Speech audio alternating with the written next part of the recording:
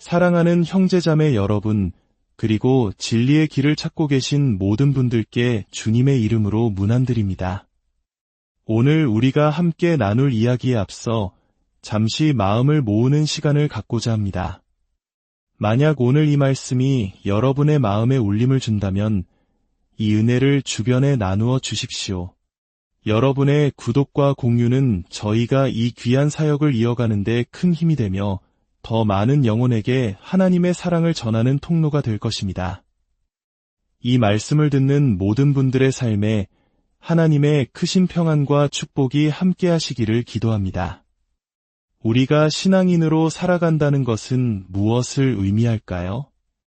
많은 사람들은 기독교인의 삶을 따뜻하고 평화로운 가족 공동체의 모습으로 그립니다. 하나님은 사랑이 많으신 아버지이시고 우리는 그분의 자녀이며 서로는 형제자매로서 아름다운 교제를 나누는 삶. 물론 성경은 우리의 신앙생활을 그렇게 묘사하기도 합니다. 하지만 그것이 전부는 아닙니다. 오랜 시간 동안 말씀을 전하며 깨닫게 된 것은 많은 이들이 삶이 본질적으로 전쟁이라는 사실을 불편해한다는 것입니다. 약 40년 전 한 동료는 제게 이렇게 말했습니다. 당신이 사용하는 그 전쟁과 같은 이미지는 별로 마음에 들지 않아요. 우리에게 필요한 것은 가족의 이미지입니다. 하나님은 아버지, 우리는 자녀, 삶은 교제이지요. 또 20년 전 교회가 큰 위기를 겪고 있을 때 제가 사랑하던 몇몇 성도들은 저를 비판했습니다. 제가 기독교인의 삶을 믿음의 싸움, 기쁨을 위한 투쟁으로 지나치게 강조한다는 것이 이유였습니다. 그들은 주님의 멍에는 쉽고 그 짐은 가볍다는 말씀을 상기시키며 싸움에 대한 이야기를 좀 줄이라고 충고했습니다. 물론 우리 모두에게는 비판이 필요합니다. 우리는 진리를 거부해서뿐만 아니라 진리를 사용하는 방식에 있어서도 그 균형을 잃고 왜곡하기 쉽기 때문입니다.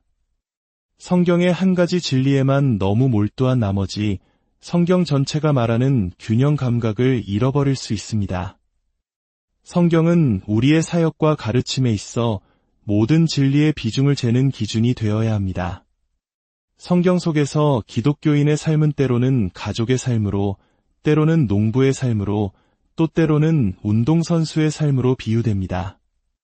투자자의 삶, 견습생의 삶, 집안을 관리하는 청지기의 삶, 주인을 섬기는 종의 삶, 그리고 때로는 군인이나 전사의 삶으로 묘사되기도 합니다. 이 모든 비유들은 각기 중요한 의미를 지니며 우리가 죄를 이기고 거룩함과 사랑 안에서 살아가는데 필수적인 가르침을 줍니다.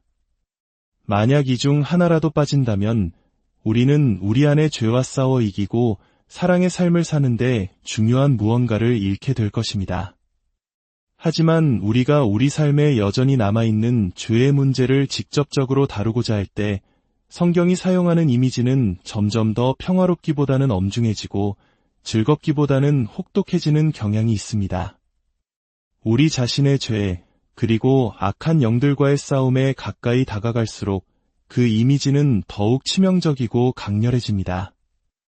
이는 단순히 성경 저자들이 다양한 문체적 표현을 섞어 쓰려 했기 때문이 아닙니다. 이 모든 이미지의 중심, 우리가 죄로부터 구원받는 과정의 바로 그 핵심에는 하나님의 아들의 도살, 즉 처참한 죽음이 자리 잡고 있기 때문입니다. 도살이라는 단어는 매우 충격적입니다. 보통 죽임 당하셨다고 순화하여 번역되지만 원어의 의미는 돼지나 소, 양을 잡을 때 쓰는 그 도살에 가깝습니다. 우리가 우리 안에 죄와 벌이는 싸움이 이토록 전쟁과 같은 이미지로 그려지는 이유 중 하나는 바로 우주의 중심에 하나님께서 우리의 죄를 다루시는 방식의 핵심에 그분의 아들이 문자 그대로 도살당하신 사건이 있기 때문입니다. 이것은 결코 아름다운 이미지가 아닙니다. 추하고 끔찍한 현실 그 자체입니다. 만약 하나님께서 다른 방식으로 평화롭고 즐겁고 부드러운 방식으로 우리를 죄의 형벌과 권세에서 구원하셨다면 기독교인의 삶은 이토록 피 흘리는 진지한 싸움이 아니었을지도 모릅니다. 그러나 모든 것의 중심에 피 묻은 십자가가 서 있는 한 그리스도께서 파괴하기 위해 오셨던 바로 그 죄와 우리가 맞서 싸우는 일이 매우 심각한 전쟁의 양상을 띠는 것은 놀라운 일이 아닙니다. 신약 성경에서 하나님이 우리를 영원한 형벌과 죄의 압도적인 힘으로부터 구원하시는 방식에는 하나의 지배적인 패턴이 있습니다. 그것은 바로 이것입니다. 첫째, 그분께서 우리의 죄를 위해 죽으셨습니다. 둘째, 우리는 그분 안에서 함께 죽어 죄에 대해 죽은 자가 되었습니다. 셋째, 그러므로 우리는 우리 안에 남아 꿈틀거리는 죄의 시체를 날마다 죽여야 합니다. 만약 그렇게 하지 않는다면 그 시체는 결코 죽은 것이 아니었음을 증명하며 우리를 사로잡아 결국 우리를 죽음에 이르게 할 것입니다. 이것이 성경적인 패턴입니다. 베드로전서 2장 24절은 말합니다. 신이 나무에 달려 그 몸으로 우리 죄를 담당하셨으니 이는 우리로 죄에 대하여 죽고 의에 대하여 살게 하려 하심이라. 로마서 6장에서는 우리의 옛사람이 예수와 함께 십자가에 못 박힌 것은 죄의 몸이 죽어 다시는 우리가 죄에게 종 노릇하지 아니하려 함이니라고 말씀합니다. 갈라디아서 2장 20절에서는 내가 그리스도와 함께 십자가에 못 박혔나니 라고 고백하며 골로새서 3장 3절은 이는 너희가 죽었고 너희 생명이 그리스도와 함께 하나님 안에 감추어졌음이라고 선포합니다. 그분께서 죽으셨고 우리도 그분 안에서 죽었습니다. 그분께서 십자가에 못 박히셨고 우리도 그분과의 연합 안에서 십자가에 못 박혔습니다. 이것이 성경이 그리는 그림입니다. 그렇다면 이제 우리는 무엇을 해야 합니까? 죄를 죽이는 자가 되어야 합니다. 로마서 8장 13절은 경고합니다. 너희가 육신대로 살면 반드시 죽을 것이로되 영으로서 몸의 행실을 죽이면 살리니. 여기서 사용된 단어는 죽이라는 명령입니다. 쉬게 하라거나 내버려 두라가 아닙니다. 골로새서 3장 5절도 그러므로 땅에 있는 지체를 죽이라고 명령하며 고린도전서 9장 27절에서 바울은 내가 내 몸을 쳐 복종하게 함은 내가 남에게 전파한 후에 자신이 도리어 버림을 당할까 두려워함이로라고 고백합니다. 그리고 고린도전서 15장 31절에서는 나는 날마다 죽노라라고 선언합니다. 이것은 제 개인적인 생각이 아닙니다. 성경이 말하는 패턴입니다. 결코 평화롭거나 아름다운 그림이 아닙니다. 왜냐하면 죄 자체가 아름답지 않은 현실이기 때문입니다. 인간이 겪는 모든 고통, 특히 하나님의 아들이 겪으신 그 끔찍한 고통은 저와 같이 무딘 영혼들에게 죄가 얼마나 상상할 수 없이 도덕적으로 추악한 것인지를 보여주기 위함입니다. 또한 죄가 하나님 앞에서 얼마나 용납할 수 없는 것인지를 깨닫게 하기 위함입니다. 세상에 존재하는 모든 고통은 죄의 추악함에 대한 비유입니다. 암은 비유입니다. 백혈병도, 관절염도, 쓰나미도 모두 죄가 얼마나 끔찍한 것인지를 보여주는 비유입니다. 죄는 추악합니다. 그래서 날마다 죽여야 합니다. 예수님께서 누가복음 9장에서 날마다 제 십자가를 지고 나를 따를 것이니라고 말씀하셨기 때문입니다. 십자가는 죽음을 위한 도구입니다. 죄는 너무나 추하고 혐오스러워서 그 유일한 해결책은 무한히 가치 있는 신적 대속물, 즉 하나님의 아들의 죽음뿐이었습니다. 수십억 명의 인류가 겪는 죽음은 단 하나의 죄에서 비롯되었습니다. 죄는 너무나 끔찍해서 영원하고 의식적인 고통이 그에 대한 정당하고 합당한 형벌이 됩니다. 죄는 이토록 추하고 공격적이기에 우리는 이 현실과의 싸움을 결코 가볍게 여길 수 없습니다. 골고다 언덕에서든 우리의 부엌이나 침실에서든 이 싸움은 아름답지 않습니다. 우리가 신실하다면 우리 안에 꿈틀거리는 이 죄의 힘을 마주할 때마다 우리는 칼을 들어야 합니다. 휴전도, 타협도, 포로도 없습니다. 죽을 때까지 싸워야 합니다. 어쩌면 저는 삶이 전쟁이라는 것을 지나치게 강조했을 수도 있습니다.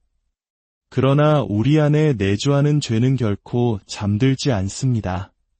그것은 완전 무장한 채 항상 우리를 죽이려 하고 있습니다. 매 순간, 심지어 꿈속에서까지 우리를 노립니다. 만약 우리가 팔짱을 낀 채 싸우지 않는다면 우리는 패배의 길로 걸어갈 뿐입니다. 누군가는 죄를 죽여야 합니다. 그렇지 않으면 죄가 당신을 죽일 것입니다.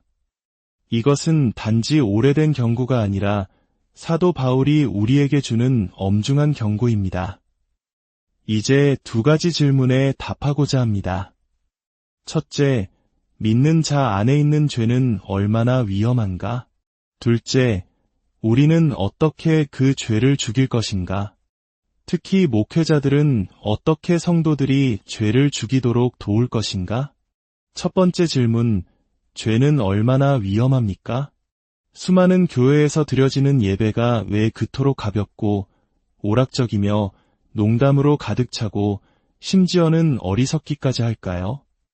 그것은 바로 그 예배의 자리에 있는 누구에게도 어떤 심각한 위험이 존재한다는 감각이 없기 때문입니다. 우리는 모두 구원받았고 안전하다고 생각합니다. 그래서 함께 즐겁게 노래하고 재미있는 설교를 듣고 커피를 마시며 세상 사람들에게 우리가 얼마나 즐거운지 보여주어 그들도 우리처럼 즐거워지기를 원하게 만들려는 경향이 있습니다. 어느 누구도 이 자리에 앉아있는 사람 중 누군가가 심지어는 집사님이라 할지라도 죄를 사랑하고 그것을 죽이지 않음으로 인해 지옥으로 향하고 있을 수 있다는 생각조차 하지 않습니다. 저는 신학교 시절 로마서 8장 13절 말씀을 배우면서 제 신앙의 모든 것이 송두리째 바뀌는 경험을 했습니다. 너희가 육신대로 살면 반드시 죽을 것이로되 영으로서 몸의 행실을 죽이면 살리니. 저는 교수님께 물었습니다. 이 말씀이 믿는 자들에게 하시는 말씀입니까? 교수님은 대답하셨습니다. 문맥을 보면 그런 것 같군요. 그 순간 제 머릿속의 회로가 터져나가는 것 같았습니다. 그 이후로 저는 예배, 소그룹, 상담, 개인적인 경건의 시간, 그리고 삶 전체를 이전과 똑같이 생각할 수 없게 되었습니다. 육신대로 살면 당신은 죽을 것입니다. 지옥에 갈 것입니다. 그러나 성령의 능력으로 몸의 행실을 죽이면 당신은 살 것입니다. 영원히 살 것입니다. 바울은 이 말씀을 하면서 물론 하나님께 택함받은 여러분에게 하는 말은 아닙니다. 라고 덧붙이지 않았습니다. 그는 로마에 있는 성도들, 즉 양자의 영을 받은 바로 그 사람들을 똑바로 바라보며 말하고 있습니다. 어떻게 그럴 수 있을까요? 하나님의 자녀는 성령의 감동으로 이 하나님의 경고의 말씀을 들을 때 이렇게 반응합니다. 오, 하나님, 이것은 저를 위한 은혜로운 경고입니다. 저를 영원한 생명으로 안전하게 인도하시기 위한 당신의 자비입니다. 제가 성령의 검을 들고 당신의 약속을 믿으며 죄와 싸우도록 도우시는군요. 감사합니다. 이 경고를 통해 하나님은 당신의 자녀들을 붙드시고 그들이 누구인지를 확증하게 하십니다. 그러나 세상적인 그리스도인은 이 경고를 들을 때 이렇게 말합니다. 나는 그런 경고가 필요 없어. 나는 은혜로 구원받았고 안전해. 내 영원한 안위가 죄와 싸우는 나의 행위에 달려있다고 생각하지 않아. 이것이 바로 육신의 소리입니다. 그리고 어쩌면 극적인 변화가 없다면 그것은 믿지 않는 자의 목소리일 것입니다. 저는 모든 목회자의 설교가 설령 그 대상이 모두 믿는 자라 할지라도 구원의 설교가 되어야 한다고 믿습니다. 왜냐하면 하나님은 말씀의 선포를 통해 당신의 택하신 자녀들이 그들의 부르심을 확증하고 죄와 싸워 이기게 하시며 마침내 영광에 이르도록 정하셨기 때문입니다. 영원한 생명은 오직 하나의 길, 좁은 길 위에서만 발견됩니다. 그것은 진리를 사랑하고 그리스도를 신뢰하며 하나님을 기뻐하고 성령을 의지하며 죄를 죽이는 길입니다. 그렇다면 죄는 얼마나 위험합니까? 그것은 너무나 강력하고 기만적이며 만연해 있어서 만약 죽이지 않는다면 영원히 당신을 죽일 것입니다. 히브리서 12장 14절은 거룩함을 따르라 이것이 없이는 아무도 주를 보지 못하리라고 말합니다. 죄를 죽이지 않으면 당신은 멸망할 것입니다. 예수님께서는 이렇게 말씀하셨습니다.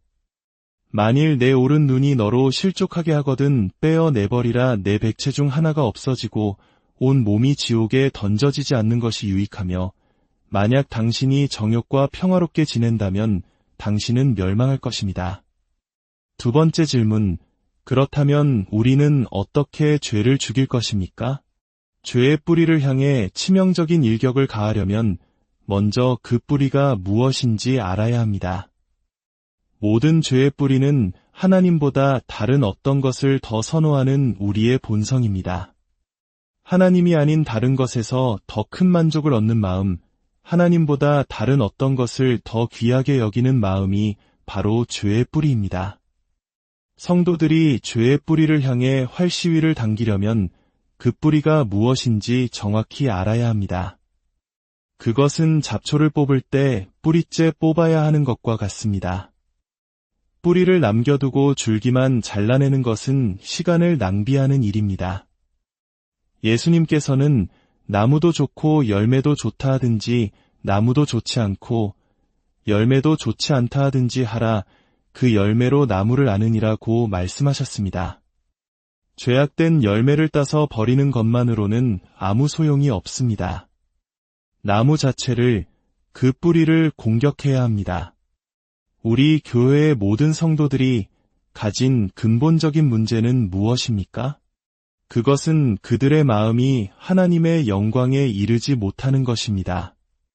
그들의 생각은 하나님을 진실로 아는 데 미치지 못하고 그들의 마음은 하나님을 마땅히 귀하게 여기는데 미치지 못합니다. 그러므로 우리의 과업은 명확해집니다. 우리의 사명은 불가능해 보이는 일입니다. 왜냐하면 우리가 도와야 할 사람들은 하나님의 탁월한 가치를 보지 못하는 영적 맹인이기 때문입니다. 오직 하나님만이 그들의 눈을 뜨게 하실 수 있습니다. 부자 청년은 자신의 재물과 그리스도를 비교하고 결국 돈을 선택했습니다. 예수님은 말씀하셨습니다. 사람으로는 할 수 없으되 하나님으로서는 다 하실 수 있느니라. 목회자 여러분, 우리의 사역에서 가장 중요한 일은 인간의 힘으로는 불가능한 일입니다. 우리는 그들의 눈을 열어 그들이 사랑하고 선호하는 죄의 보상보다 훨씬 더 크고 모든 것을 만족시키는 하나님의 아름다움과 같이 영광과 보화를 보게 해야 합니다. 그들이 하나님보다 다른 것을 선호했던 자신의 삶을 비통해하고 이제부터는 모든 것 위에 하나님을 보고 맛보아 알게 해야 합니다. 이 일은 어떻게 일어납니까? 바로 그리스도 안에 나타난 하나님의 무한한 영광을 보여줌으로써 가능합니다. 물론 성경에 충실하다면 거기에는 경고와 경이로움이 함께 섞여 있을 것입니다. 경고는 그들이 잘못된 길로 가고 있음을 알려주고 경이로움은 그들을 하나님의 아름다움으로 이끌 것입니다. 경고 자체가 사람을 하나님께로 이끌지는 못합니다. 지옥에 갈 것이라는 경고 때문에 하나님을 사랑하게 되는 사람은 없습니다. 그러나 그 경고는 그들이 지금 하나님의 아름다움을 보지 못하는 영적 맹인이며 파멸의 길을 걷고 있음을 깨닫게 할 수 있습니다. 마치 어두운 밤 야곱이 사랑하는 라헬이 아닌 레아와 동침하려 할 때 누군가 야곱, 그 여인은 라헬이 아니오 라고 소리쳐주는 것과 같습니다. 그 경고가 야곱으로 하여금 라헬을 사랑하게 만들지는 않지만 치명적인 실수로부터 그를 구해줄 수는 있습니다. 여러분의 설교와 가르침, 상담의 가장 큰 부분은 모든 성경 본문 속에서 하나님을 세상 그 어떤 것보다 더 갈망할 만한 분으로 그려내는 것이어야 합니다. 여러분의 사역을 통해 끊임없이 외쳐야 할 메시지는 하나님이 더 나으십니다. 그리스도가 더 나으십니다. 그분을 모든 것 위에 끌어안지 않는 것은 어리석은 일입니다.